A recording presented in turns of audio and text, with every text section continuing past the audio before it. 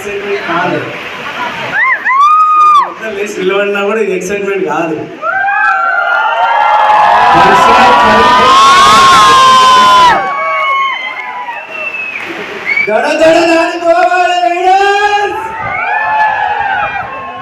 ఇది సరిపోదు.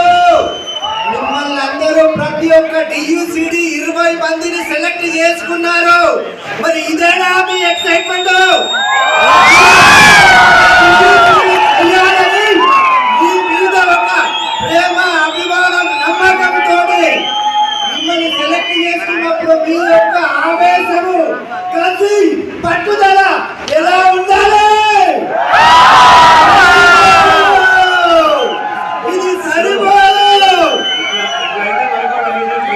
నువ్వు ఇంటి మర్చిపోవాలి, ఇంటి వంచుకున్నా